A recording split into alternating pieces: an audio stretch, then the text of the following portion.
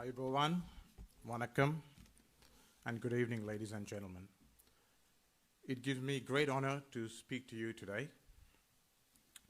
Let me explain to you my background to give you some context. I am from a small seaside town in Sri Lanka. Our house was partly made by coconut leaves. About 10 people crowded in a single room to sleep at night. My mother made all the sacrifices with the hope for her son to have a better future.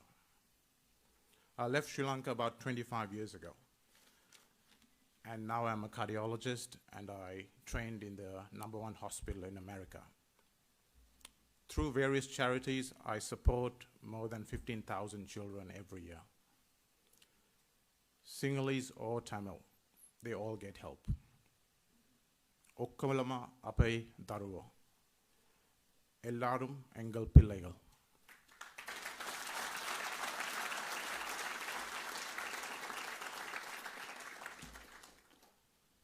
Every child deserves a fair chance at life, whether it's Matara, Colombo, Batikalo, or Jaffna.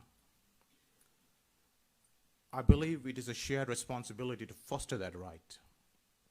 And how do we possibly achieve that in Sri Lanka? As you know, we have a complex history. Several centuries of colonial rule, and then over the past 75 years, corruption, nepotism, mismanagement, and wastage. The most unconceivable and biggest curse which we have endured is the calculated division of our country. It has brought our people to our knees. Our elders are dying without medicine. Our children going to sleep without any food. Our mothers and sisters selling their dignity on the street. And rising rates of suicide. A complete breakdown of the way of life. For those loyal to the land, we must feel uncomfortable every day. We need to strive for change, and we be part of that change. We need to help our people, not just token contribution. Our people are pleading, Apiva attarendepa, engala kaividadinga. Do not let us go. Our country is blessed with incredible beauty, and we have all enjoyed and gained from its culture, the tradition, and the values. We are at crossroads here. We have an incredible opportunity to help our country revive. We are all capable of independent thinking. The only way forward is reconciliation. And we all need to rise as one Sri Lanka. In 2004, when the devastating tsunami hit Sri Lanka, we were all able to put aside our differences and work together towards a common good. This is because we had a common threat. The natural disaster did not discriminate. Here we are in a situation of a common threat again with a crippling economic crisis. Reconciliation has various facets, from truth and justice to repatriation. And the one we forget often is remembrance.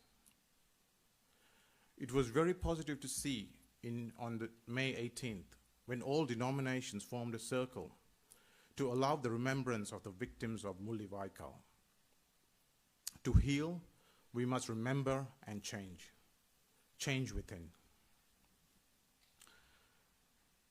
I'm saddened with the events over the past 75 years which have hurt all our people.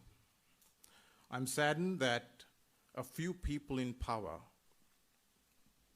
have brought the worst traits among us, have brought so much hatred among us. So let's look at the history for a moment. These IMF loans started in 1960s. And between 1978 and 1983, there was significant economic decline. The people's anger were rising with escalating hardship. And what did the government do at that time? They created a diversion. They deliberately promoted a brand of Sinhalese chauvinism, and they created a division between the Sinhalese majority and the Tamil minority. What started as a diversion progressed to war and genocide. We clearly cannot allow this going forward. We all feel pain the same. Forget the color of blood. Our skin is the same. We all love our families the same.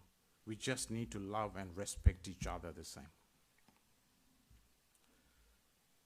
Our need to be united should not be primarily based to get over the current economic crisis, but a long-lasting imprint for the betterment of our country.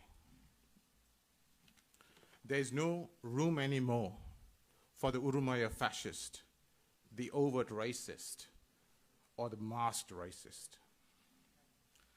The solutions to the problem exist. They have some significant hardships ahead. But let's face the situation together. We need both social and political changes for the better. Deep-rooted divides need to be bridged. For a broader impact on our nation, we need good governance and the rule of law, and that all of us are considered equal. As you know, with many countries who have followed such governance, they have all benefited from this. Like many of you here, I feel the National People's Power, led by Comrade Anura Dissanayake, can and will bring the change our country desperately needs.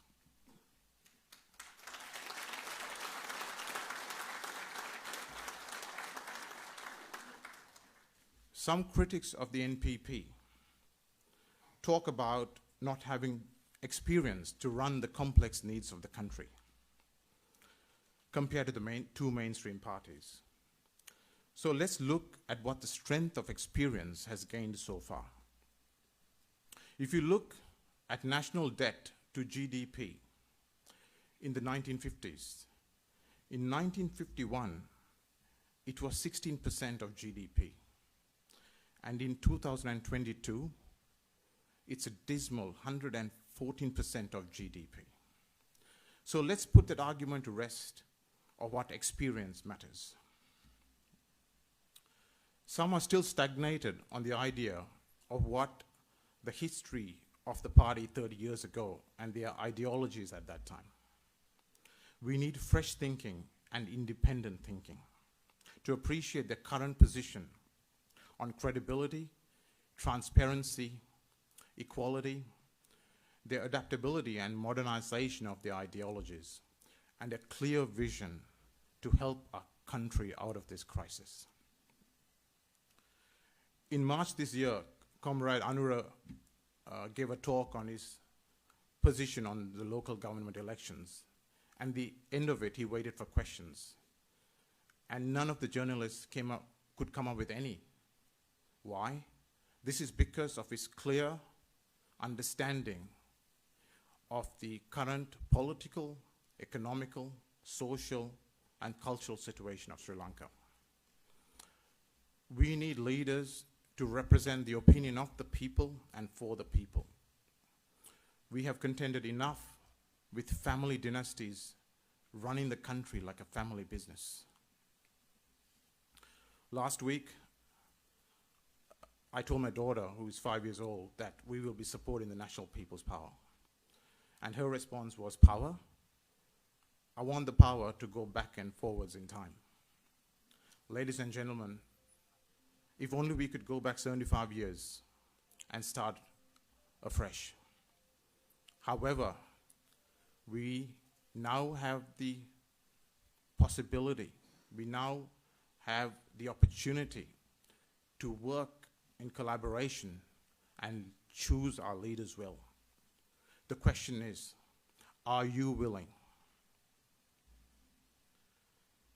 All of you know this song by Yohani, Manike Mage Hite. Mara ahන්න ඕනේ අලුත් සින්දුවක්. Manike Natwa. Ratamage Hite.